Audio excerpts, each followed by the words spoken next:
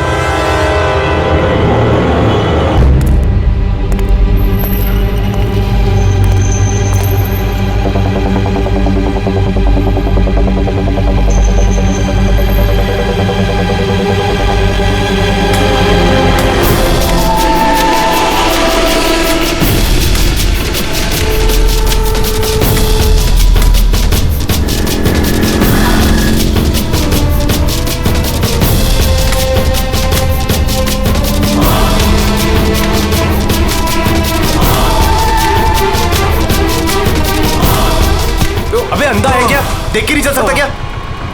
अंधा ही हूँ भाई। अरे भाई सॉरी, मेरी छड़ी मुझे पता नहीं था। आपको ऐसे नहीं निकलना चाहिए, कहीं चोट लग जाएगी आपको। माफ करिए, पर मुझे ध्यान देना चाहिए। ठीक है, आराम से जाइएगा। जी जी। आप चले जाएंगे या मैं छोड़ के आऊँ? नहीं, मैं चला जाऊंगा। ठीक है, थैंक यू।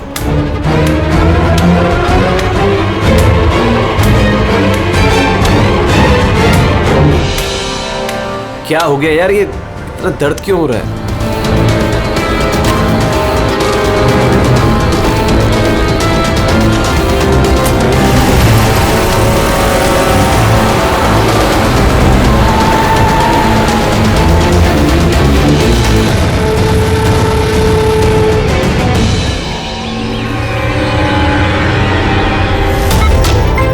कुछ नहीं होगा रमन, तुम्हें कुछ नहीं होगा। Hold on Raman. पैर पकड़ो। डॉक्टर इंजेक्शन, जल्दी फास्ट, क्विकली। डॉक्टर इंजेक्शन दो जल्दी।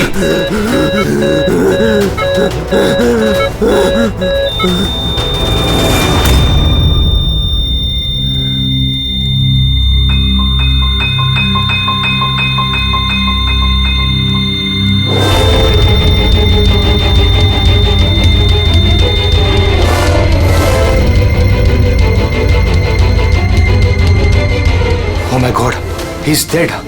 और इनकी मौत नेचुरल भी नहीं है। अब क्या? I know Priya, it's a murder. और मैंने डॉक्टर सालुंके को इस केस के बारे में सब कुछ पहले से बता दिया था। अब तक तो उन्होंने फाइंड आउट कर भी लिया होगा कि रमन की मौत की वजह क्या होगी। जहर? रमन की मौत जहर से हुई है? हाँ बस, बहुत खतरनाक जहर है। ये पहले इंसान के दिमाग पर असर करता है। पहले डिलेरियम, फोटोफोबिया, एमनेशिया। उसके बाद ये जहर इंसान के बाकी के अंगों पर असर करता है। बाकी के अंग धीरे धीरे काम करना बंद कर देते हैं और इंसान की मौत हो जाती है। सर साहब, इसका कोई एंटीडोट तो होगा ना?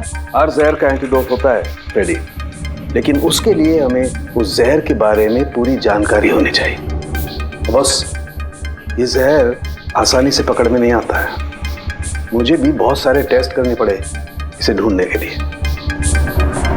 सर, जहर दे के मारना एक अलग बात है, और ऐसा जहर देना जिससे इस तरह तड़प तड़प के मरे, ये जरा चौंकाने वाली बात नहीं लगती? लेकिन ये जो भी कोई है, ऐसी नफरत करता था रमन के साथ कि उसने उसे ऐसी खतरनाक मौत दी थी। समझ में नहीं आता कौन हो सकता है ये, कौन होगा। कोई भी हो सकता है सर। सर रमन को जुए की लत थी। क्रिकेट, रेस कोर्स, सट्टा, हर तरह का जुआ।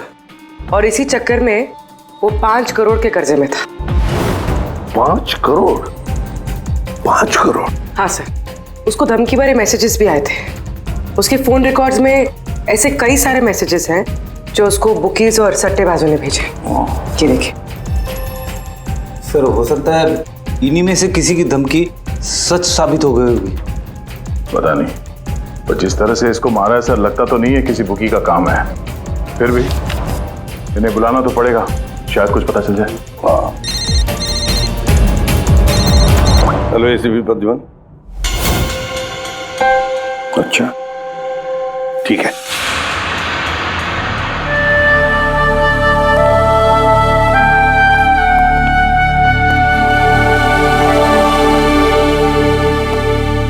आप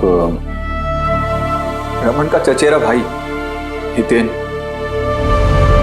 हितेन, किसी ने रमन का खून कर दिया है। क्या लगता है आपको किसने किया होगा? मुझे नहीं पता सर। बुरे काम का बुरा नतीजा, एक ना एक दिन तो ये सब होना ही था सर। अब किसने किया, कैसे किया, ये तो नहीं पता सर। लेकिन इतने सारे लोगों से दुश्मनी, इतने सारे लोगों का कर्जा, उन्हीं में से किसी ने सर। अच्छा, आपके अलावा परिवार में इनका और कौन? माँ है इसकी, लेकिन अब वो कहाँ पर है ये मुझे नहीं पता। ठीक है हितेन, हमारी इन्वेस्टिगेशन अभी चल रही है, तो बॉडी अभी यहीं रहेगी हमारे पास। आप अपना कॉन्टैक्ट नंबर वहाँ लिखवा दीजिएगा, जरूरत पड़ेगी तो आपको तकलीफ देंगे। जी सर।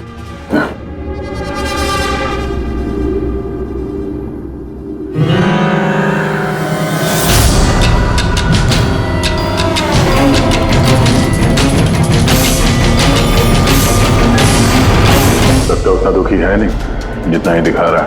हाँ, बॉडी ले जाने की जल्दी नहीं थी, जैसे ही बोला जाओ तो निकल गया। कोई पूछताछ नहीं कब मिलेगी बॉडी। गड़बड़ है, गड़बड़ है ये हितेन, बड़ी गड़बड़ है।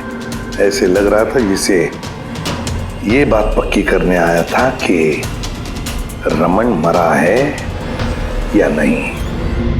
नजर रखो उस पर। रमन, रमन बेटा, रमन क्या हुआ बेटा? रमन, मैम आप बेटा है मेरा रमन, माँ मैं इसकी वसुंधरा। बेटा क्या हुआ? मैं तो तेरा इंतजार करती रही कि तू आएगा और मुझे घर ले जाएगा एक दिन, पर तू तो इतना दूर चला गया बेटा। रमन, तो आप अपने बेटे रमन के साथ नहीं रहती थी? जी नहीं सर। आप? सर मेरा नाम मदन है। भगवान, मुझे क्यों बिठाना का यहाँ पे? उठा लेता मुझे ही। संभालो अपने आप को। और कितना रोग इस नालायक से किया, इसको अपनी करनी की सजा मिली है।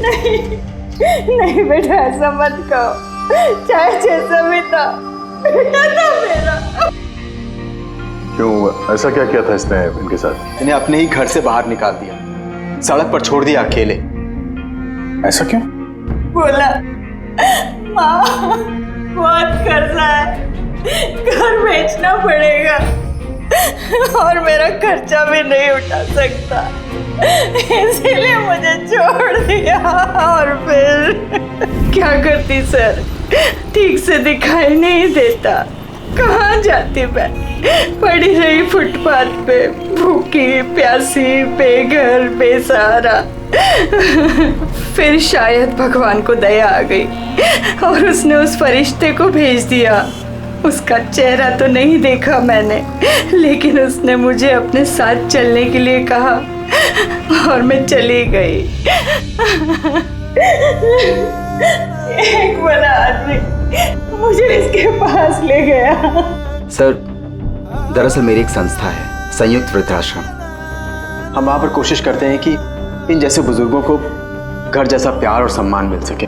माँ जी मुझे वृद्धाश्रम के गेट पर मिली थी एक चिट्ठी के साथ, जिसमें लिखा था कि इनका ख्याल रखना। बस उसी दिन से संयुक्त वृद्धाश्रम इनका घर बन गया। आज सुबह लैंडलाइन पे फोन आया कि इनके बेटे की मौत हो गई है। बस इनसे रहा ही नहीं गया। माँ है ना। मेरी आपसे विनती है, इसके कातिलों को छोड़ना मत सर। जरूर सजा दिलवाना सर, जरूर सजा दिलवाना। देखिए माँ जी, मैं आपसे वादा करता हूँ, हम रमन के कातिल को नहीं छोड़ेंगे, उसे कड़ी से कड़ी सजा दिलवाएंगे। आप प्लीज चिंता मत कीजिए। थोड़ा ख्याल रखिए अपना। मदन, इनका ख्याल रखना। और एक बात, किसी भी चीज की आप लोगों को जरूरत पड़े तो हमें जरूर याद करना।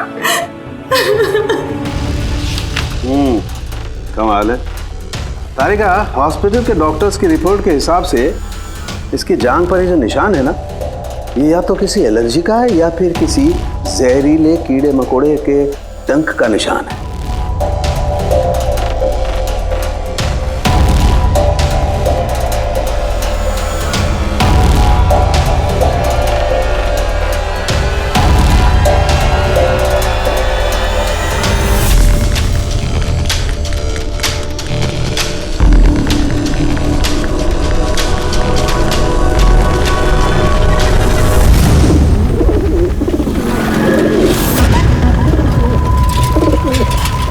सर, इस हितेन की हरकतें ठीक नहीं लग रही है सर। ऐसे ऐसे लोगों के साथ उसका उठना बैठना है, उस पर शक करना बनता है सर। एक और बात है सर, कुछ समय पहले ये रमन ने उसे अपने घर से निकाल दिया था।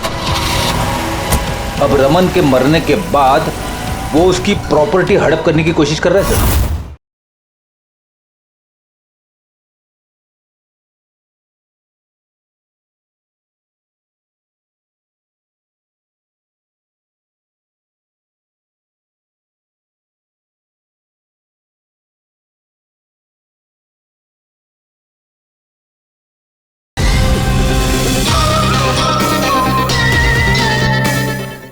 सर एक मिनट, यहाँ आएंगे प्लीज।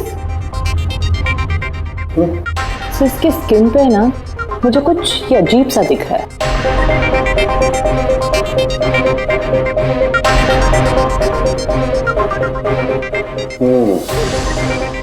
तारिका, ये जो अजीब सी चीज है ना, दरअसल ये पैराफिन है।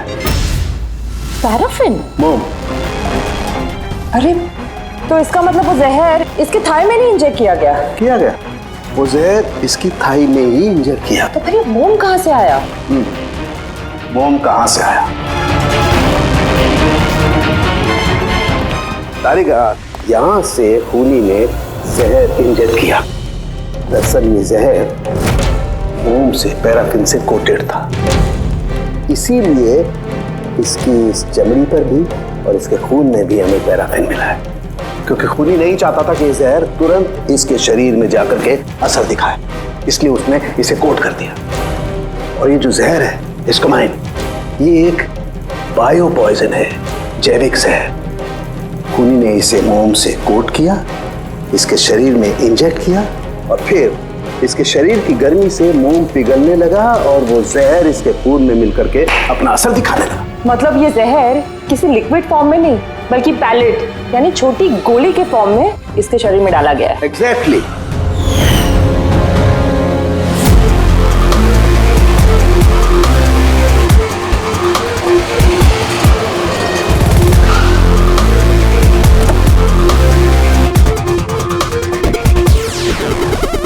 ये है वो कंस्ट्रक्शन साइट जहाँ पे रमन इंजीनियर था।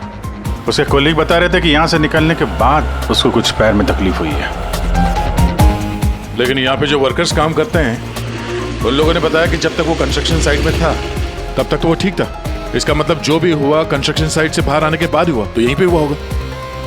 यहाँ पे तो आसपास पता करते हैं, शायद किसी ने कुछ देखा हो। सर आप लोग चलिए, मैं जरा चाय पी के आता हूँ। मतलब चाय वाले से पूछ के आता हूँ कुछ देखा है क्या।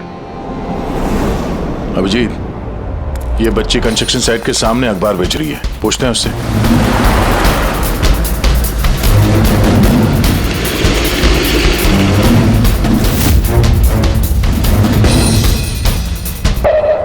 क्या नाम है बेटा आपका? चुटकी। चुटकी। अच्छा बेटा, जरा ये देखो, ये ये फोटो देखो ध्यान से। इनको जानती हैं आप, पहचानती हैं? हाँ, ये अंकल तो हमेशा मुझसे अखबार खरीदते थे, पर 3 दिन से ये नहीं आए। तो 3 दिन पहले आपने इस अंकल को यहाँ पे देखा था? हाँ, एक आदमी के साथ ये टकरा गए थे। इनको चोट भी लगी थी। वो आदमी बहुत अजीब था। अजीब मतलब? ओ, अबे अंधा है क्या? देख के नहीं चल सकता क्या? अंधा ही हूँ भाई।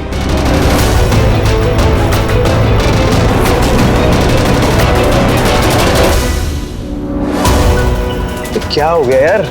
दर्द क्यों हो रहा?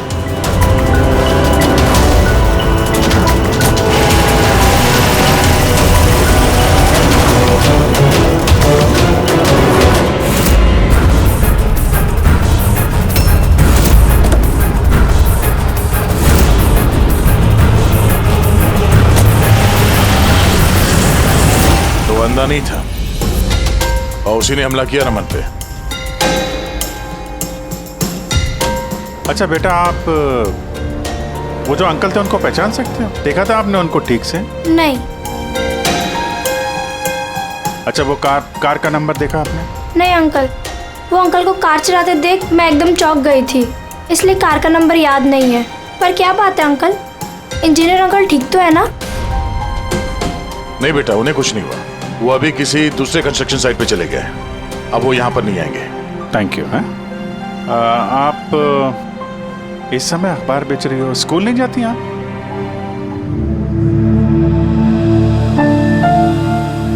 क्या बात है, हैं? स्कूल तो जाना चाहिए।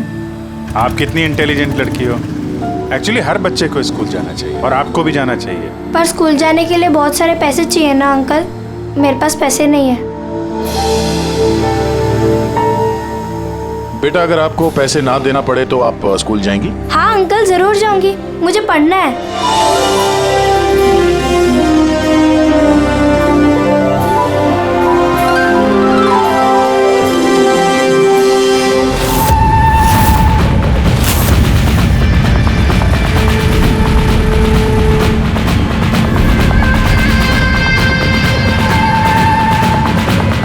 समीर, अब तुम्हारी बारी।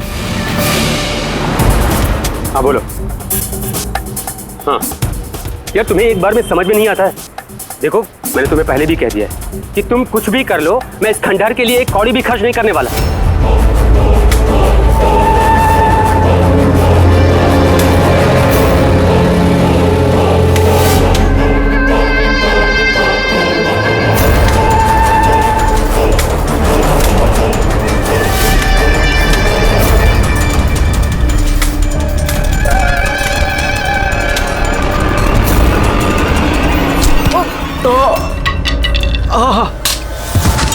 ओए, दिखाई नहीं दे।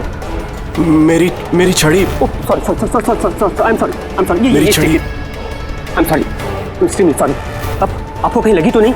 आप ठीक है ना? मैं आपको कहीं ड्रॉप कर दूं? नहीं, मैं ठीक हूँ, मैं चला जाऊंगा। आप ठीक है ना? नहीं, I'm okay। आप संभाल के जाइए। हाँ जी, आप संभाल के जाइए। Okay, thank you.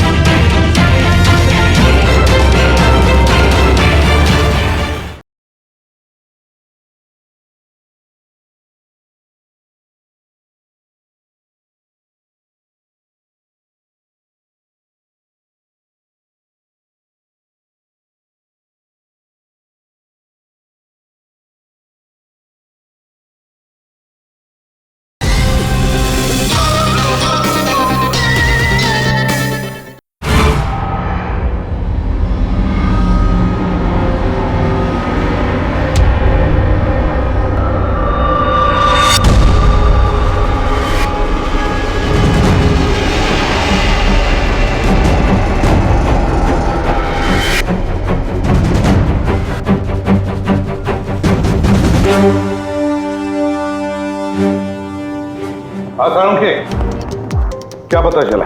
बस इस आदमी को जो जहर दिया गया ना, वो भी किसी पौधे से ही बनाया गया है। क्या? ये भी किसी पौधे से? हाँ बस, लेकिन ये कौन सा जहर है, ये अभी तारिका पता कर रही है। इस जहर का नाम है रिकिनस कम्युनिस, और ये जहर पहले वाले जहर से भी बहुत ज्यादा तेज और खतरनाक है। रिकिनस? अब ये किसी पौधे का नाम है क्या? हाँ फ्रेडी, ये किसी पौधे का नाम है, और बॉस ये कोई आम पौधा नहीं है, बहुत मुश्किल से मिलता है। और खूनी जो कोई भी हो बॉस, उसे पौधों के बारे में बड़ी अच्छी जानकारी है। हाँ, जानकारी तो होनी चाहिए पौधों के बारे में, तभी तो। लेकिन सर, इन हत्याओं की वजह क्या है? ना तो हमें रमन की हत्या का कारण पता है और ना समीर का, और दूर दूर तक इन दोनों का एक दूसरे से कोई संबंध ही नहीं है। सर, समीर और रमन के बीच में एक चीज तो कॉमन है। क्या? माय गॉड, तो ये है वो कड़ी जो समीर और रमन को जोड़ती है।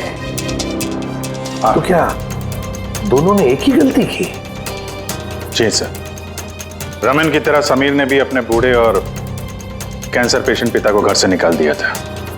हमने उनके बारे में छानबीन की और एक ऐसे शख्स से मिले जिन्होंने समीर के पिता को ढूंढने में मदद भी की और इस केस को एक नया मोड़ दिया। कौन है वो? सर, ये डॉक्टर दिनेश है। Hello sir. कैंसर सेंटर के चोड़ी। समीर के पिताजी का इलाज यही कर रहे थे। डॉक्टर दिनेश, सर एक बात समझाइए। समीर ने अपने पिताजी को घर से बाहर निकाला था, तो फिर ये समीर के पिताजी आपके यहाँ कैसे पहुंचे, आपके कैंसर सेंटर में? किसी ने उन्हें हॉस्पिटल पहुंचा दिया था। मैं हॉस्पिटल पहुंचा ही था जब मैंने इनको देखा। ये चेयर पे बैठ के कुछ बड़बड़ा रहे थे, हाथ में लिफाफा था। मैंने पूछा कि कौन है, लेकिन इनको कुछ याद नहीं था। मैंने उनके हाथ से लिफाफा लिया। पैसों के अलावा उसमें एक चिट्ठी भी थी। उसमें लिखा था कि इनको कैंसर है और हम इनको अपने यहाँ एडमिट करके इलाज शुरू करें। एडमिशन के लिए डिपॉजिट की रकम लिफाफे में है और इलाज के पैसे भी हॉस्पिटल के अकाउंट में ट्रांसफर हो जाएंगे। उनकी उम्र और हालत को देखकर मैंने उनको एडमिट तो कर लिया, पर मुझे चिंता थी अगर पैसे ना मिले तो। लेकिन भगवान का शुक्र है, अगले ही दिन इलाज के पूरे पैसे 10 लाख रुपए हॉस्पिटल के अकाउंट में ट्रांसफर हो गए थे। 10 लाख रुपए? किसने ट्रांसफर किए? सर 100% खूनी ने दिए होंगे। सर, बैंक डिटेल से पता चल जाए। पता चल गया, एक्चुअली पैसे समीर की वाइफ रत्ना ने दिए थे सर। ये सब मेरी गलती है सर। मेरी वजह से समीर की जान चली गई। मैंने ही उसे उकसाया था। पिताजी की देखभाल में काफी प्रॉब्लम हो रही थी और सारी प्रॉपर्टी और सब हमारे नाम पर हो ही चुका था, तो मैंने ही समीर को कह के पिताजी को घर से निकलवा दिया। शर्म नहीं आती तुम्हें? समीर के पिता तुम्हारे भी पिता समान थे, उनको ही घर से निकाल दिया। ये सब करने के बाद फिर उनकी इलाज के लिए 10 लाख रुपए क्यों दिए? मुझे किसी ने धमकी दी थी सर कि अगर पिताजी के इलाज के लिए 10 लाख रुपए नहीं दिए तो वो समीर को और मुझे मार देंगे। सर, मैंने उन्हें 10 लाख रुपए दे दिए, फिर भी उन्होंने समीर को मार दिया। और अभी भी कहा है कि अगर हर महीने पिताजी के इलाज के लिए 50,000 रुपए नहीं दिए तो वो मुझे भी मार देंगे। किसी पे शक है तुम्हें? नहीं। उसके बारे में कुछ याद है? उसकी आवाज, उसका लहजा, कुछ भी? कुछ भी याद नहीं। सर प्लीज मुझे बचा लीजिए। सर मैं मरना नहीं चाहती। सर मैं पिताजी को घर ले आऊंगी, मैं उनकी पूरी देखभाल करूंगी, पूरी कोई तकलीफ नहीं होगी। सर आप प्लीज मुझे बचा लीजिए। घबराओ सर प्लीज मुझे बचा। कुछ नहीं होने देंगे तुम्हें हम। तो भी जिस नंबर से धमकी भरे कॉल आते थे वो नंबर ले लो और पता करो कहाँ का है। आप चलिए।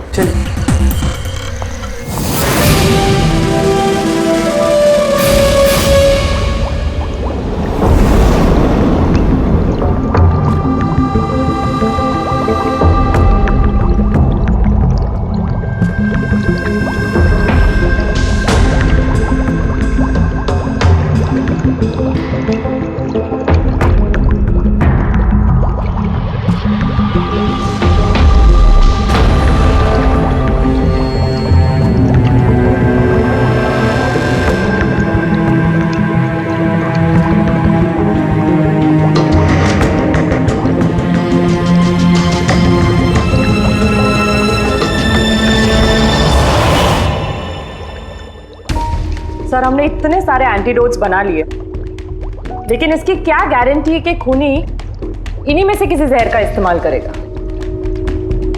अब कुछ भी हो जाए, हम खूनी का दिमाग तो नहीं पढ़ सकते ना। तुम्हारी बात बिल्कुल ठीक है तारिका, लेकिन एक बात समझो, खूनी इन पौधों का जहर निकाल करके इस्तेमाल कर रहा है, इन पौधों का, पहले से भी ज्यादा तेज हर बार। तो हमें हमेशा चौकन्ना रहना पड़ेगा। पता नहीं वो अगली बार कौन से पौधे का जहर किस पर इस्तेमाल करे, पता नहीं किस पर, कब, कहां, कैसे, किस पौधे का, पता नहीं।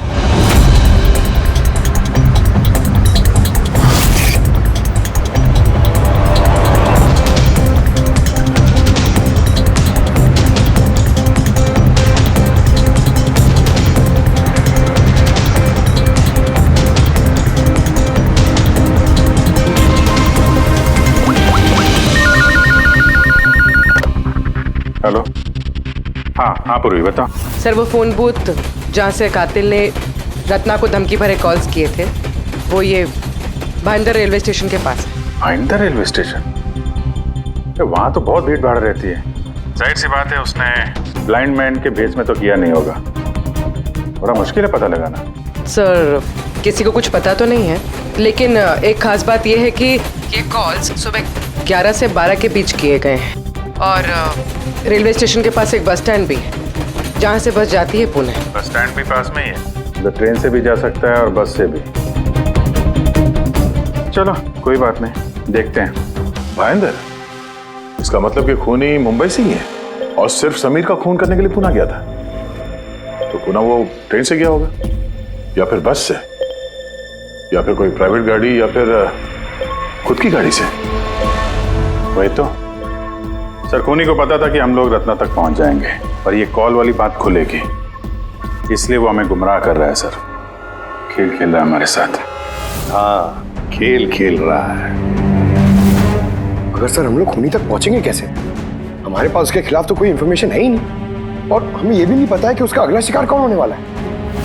पंकज, इससे पहले कि खूनी अपनी शिकार तक पहुंचे, हम शिकार उसके सामने डाल देंगे।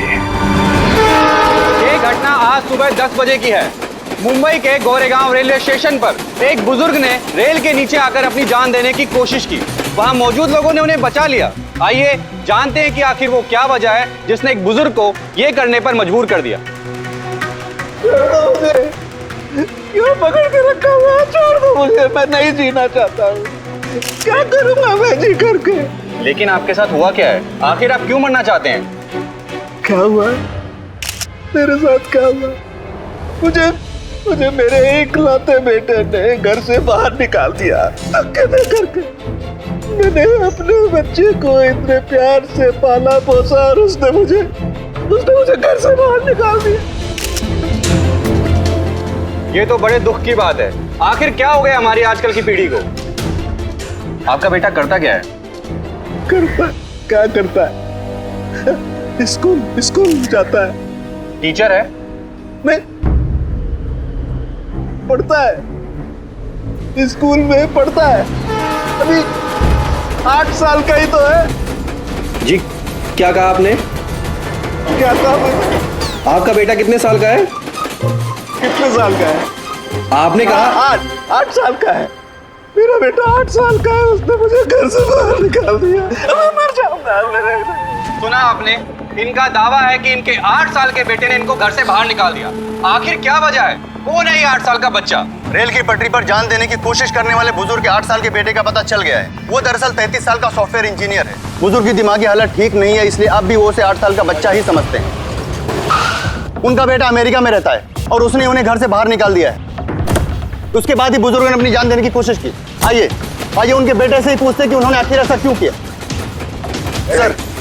सर एक सवाल सर, क्या ये सच है कि आपने अपने पिताजी को घर से बाहर निकाल दिया है? हाँ ये सच है। सर आखिर आपने ऐसा क्यों किया? आपको एक बार भी बुरा नहीं लगा? हाँ निकाला मैंने, और बुरा भी नहीं लगा। आप जानते हैं इनको? आपने कभी झेला इनको अल्जाइमर्स की बीमारी है। मैं पागल हो गया उनका ख्याल रखते रखते। मेरी खुद की एक लाइफ है, मेरी वाइफ है, मेरी फैमिली है। मैं क्या करूं? कब तक पैसे दे दे के इनका ट्रीटमेंट का काम कराते रहूं मैं? पैसे नहीं है मेरे पास, सब खत्म हो गया। अरे यहाँ से, अरे छोड़ दो मेरा पीछा, मेरे दूर चले जाओ मुझसे। परेशान हो गया हूं आपसे मैं। ये तमाशा देखो खड़ा कर दिया। खुश हो गए? चले जाओ मुझे छोड़ के यार। Sir sir sir sir sir sir कभी आप भी तो छोटे थे ना। इन्होंने आपको पाल पोस के बड़ा किया, इस लायक बनाया और आपने इन्हें घर से ही बाहर निकाल दिया। तुमको बहुत प्यार आ रहा है? हाँ? जा अडॉप्ट कर ले जाके। दिमाग खराब मत करो मेरा। तुमको जो करना था ना तुमने आके कर लिया बवाल खड़ा। प्यार भी मिल गई ना तुमको, पैसे कमा लिए ना। हटो यहाँ से। तो देखा आपने कि किस तरह एक लड़के ने अपने बाप को घर से बाहर निकाल दिया। अब ये बेचारे बुजुर्ग कहाँ जाएंगे, किसके सहारे जिएंगे? इन्होंने अपनी सारी पूंजी अपने लड़के पे लगा दी और आज इनके लड़के ने इनको घर से बाहर निकाल दिया।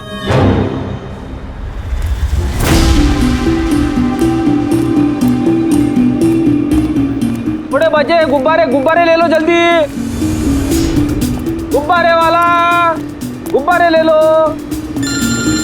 अरे बेटा गुब्बारे गुब्बारे गुब्बारे ले लो। गुब्बारे वाला गुब्बारे ले लो। गुब्बारे गुब्बारे ले लो। गुब्बारे गुब्बारे ले लो बेटा। गुब्बारे गुब्बारे ले लो। गुब्बारे गुब्बारे वाला गुब्बारे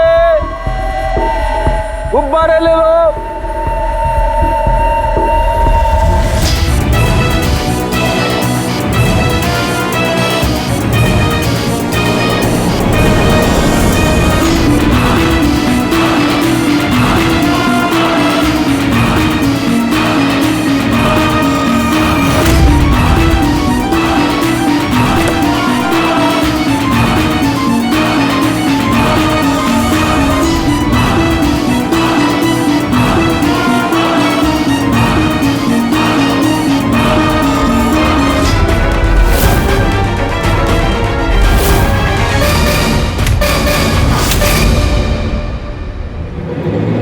सर सर एक अंधा बिल्डिंग की तरफ आ रहा है।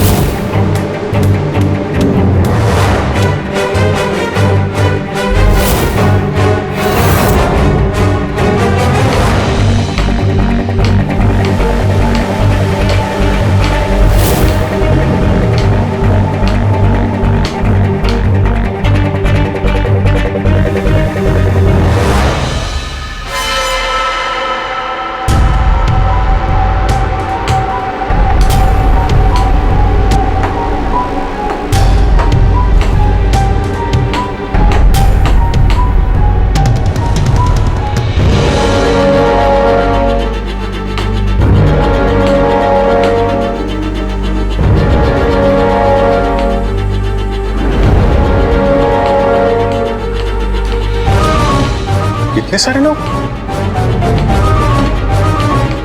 सर इतने सारे अंधे एक साथ? हमने तो एक सोचा था, यहाँ तो 8-10 निकले। लगता है ये कोई चाल है। आप लोगों को जाना क्या है? एक मिनट आप लोग रुकिए। एक मिनट, यहाँ कैसे आ गए आप लोग? आइए। ये आप सब कहाँ हैं आप लोग? यहाँ क्या बात है? क्या हुआ? यहाँ आंखों का फ्री चेकअप होने वाला है। संपत है आप? संपत? उसने ही बुलाया था हम लोगों को। देखिए यहाँ पे ऐसा कोई शिविर नहीं है। कौन संपत कौन है? किसने बुलाया आपको? उसने ही तो बुलाया था यहाँ।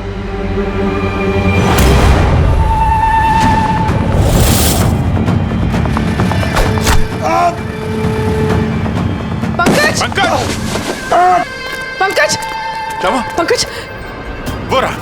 पकड़ो उसे, छोड़ना नहीं।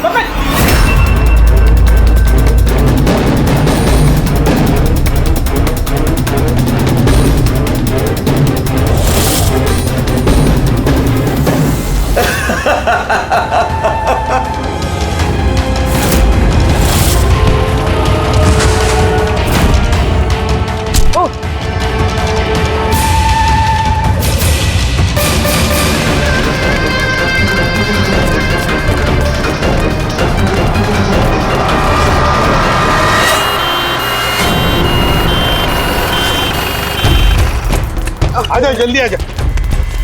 पंकज तुझे कुछ नहीं होगा। पंकज इसे एम्बुलेंस में लेके चलो।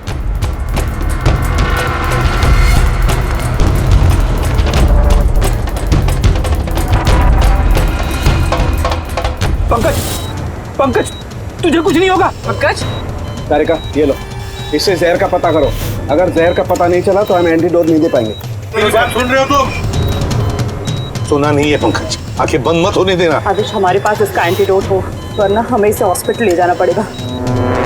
एंड आई एम श्योर ये वाला जहर पहले वाले जहर से बहुत ज्यादा स्ट्रॉन्ग है। तारिका, एक काम करो, नेशनल बायो सेंटर को फोन करो और उसे लाइन पर रखो।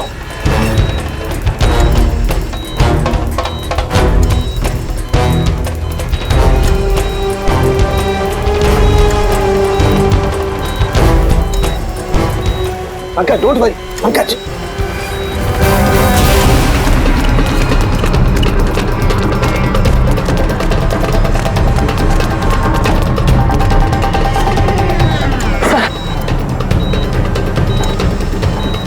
ओह माय गॉड, ये नहीं हो सकता है। और सूत्र तो जहर ही बदल दिया। लेकिन सर, हमारे पास इतने सारे एंटीडोट्स है, कोई ना कोई तो काम करेगा ना। कोई काम नहीं करेगा बॉस, ये पौधे का जहर ही नहीं है, उसने जहर बिल्कुल बदल दिया है। अब क्या होगा सौरभ? करना कुछ यार। पंकज की ब्रीदिंग, सब ठीक हो जाएगा। हाँ,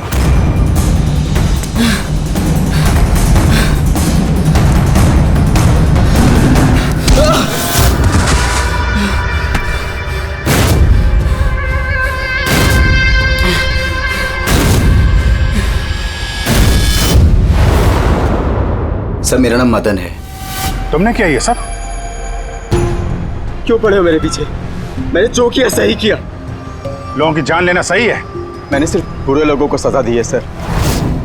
जो लोग अपने माँ बाप का ख्याल नहीं रखते ना, उनको इस दुनिया में जीने का कोई हक नहीं होता। जब मेरी माँ की मौत हुई थी तो मेरी दुनिया उछड़ गई थी। उसी वक्त मैंने संयुक्त वृद्धाश्रम की शुरुआत की थी। सर, वहाँ पर जितने भी बुजुर्ग माँ बाप आते हैं ना, सब अपने बच्चों के सताए हुए होते हैं। ये देखकर मेरा खून खौल जाता है। मैंने उसी वक्त ये फैसला किया था कि मैं इन सबको सबक सिखाऊंगा, इसीलिए मैं मार देता हूं इनको। क्या गलत किया मैं? सर, कुछ करो सर। कुछ नहीं कर सकते जब तक उस जहर का कंपोजिशन नहीं पता लगेगा फ्रेडी, हम कुछ भी नहीं कर सकते। अगर इसे गलत एंटीडोट दे दिया तो ज्यादा खतरनाक होगा यार। सर, पंकज की हालत तो बिगड़ती जा रही है। सर, पल्स गिर रही है, हॉस्पिटल ले जाना पड़ेगा। हॉस्पिटल जाके कुछ नहीं होगा, हमारे पास इतना वक्त नहीं है तुम्हारा जाकर टेस्ट करें। मुझे इस जहर का नाम चाहिए यार। पंकज, हेलो। हाँ सर, हाँ सर, पकड़ा गया। सर, खूनी मदन है। हाँ, जहर हम पता करते हैं। कभी पता नहीं चलेगा तुमको, कभी पता नहीं चलेगा तुम लोगों को। उसने भी पापा को सताया। मदन, गाड़ी! Oh no! मदन, एम्बुलेंस बुलाना पड़ेगा, जल्दी। नहीं सर, कोई फायदा नहीं है। मेरा काम हो गया है सर। नहीं मदन, मान लिया तुमने उन लोगों के साथ जो कुछ भी किया, मान लिया, लेकिन तुमने जिसे वो जहर चुबाया है वो बेगुनाह है, निर्दोष है, उसने कुछ नहीं किया। वो जहर कौन सा बताओ? हाँ? BTX। सब, उस जहर का नाम BTX है। साळुंखे, जहर का नाम है BTX।